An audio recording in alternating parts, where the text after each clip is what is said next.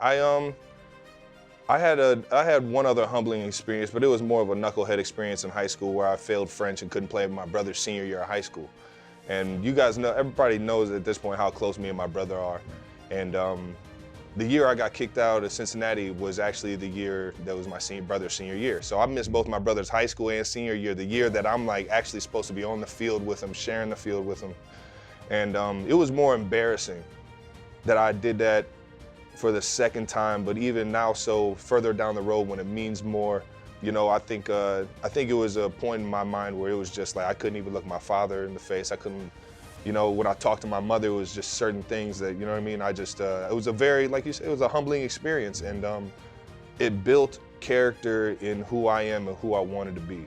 And it's something that, you know, like I said, I wouldn't take it back for the world. In my mind that I wasn't gonna be some type of professional athlete as a kid, as like growing up. I always had success on the field, on the court, in the rink, at whatever sporting playground I was at. So it was never a question of whether or not I could be. It was whether or not I did the things I had to do to get where I needed to be. I feel like with confidence comes a little bit of arrogance, and that's just, you know, the competitor in me. I feel like I know what I'm capable of doing, and I don't think anyone can really get in the way of me doing that. What gets under my skin is when I don't make the plays. So if I drop a pass, then I'm, oh man, if next time somebody pushes me, that's gonna get under my skin. Because now I'm already, dropping the passes. It already looks bad, and then I don't know. It's just all, no, I'm not the one to go after you. If you're gonna talk to me, I'll talk back. I feel like the stats and the on-field play takes care of all that. I can't really say who's the best of the best. I feel like I'm the best on the field. I feel like I give my team the best opportunity to win when I'm on the field. I think everybody was waiting for that opportunity to see Patrick Mahomes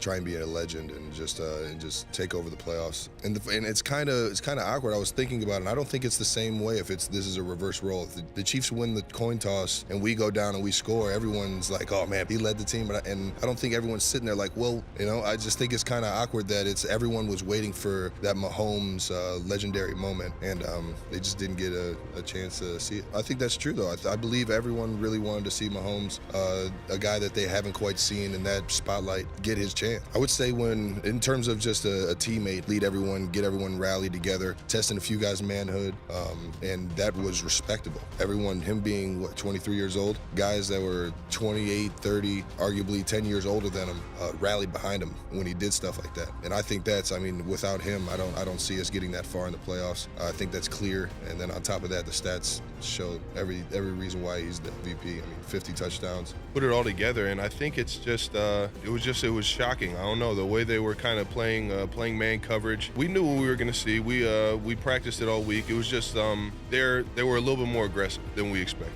Physically aggressive at the line of scrimmage, grabbing, holding, and just getting off of that man coverage. It took us a little while, and at times that we were finally getting off man coverage, Pat was kind of under duress back there. So it was all in all, I hate to say it, but we weren't ready for it. And you know, in the second half we came out and we came out firing, because we were. Being that much better next year, being that more aware next year, that's all I can really focus on right now. I'm trying not to hang my hat on. I can feel that everyone's kind of sick of the Patriots at this point. I don't know if it's hate. I respect a lot of the guys over there, so I can't call it hate, because there is a lot of respect for what they've been able to do and the careers they've been able to have. I would say that it's more so just a very, very strong competitive.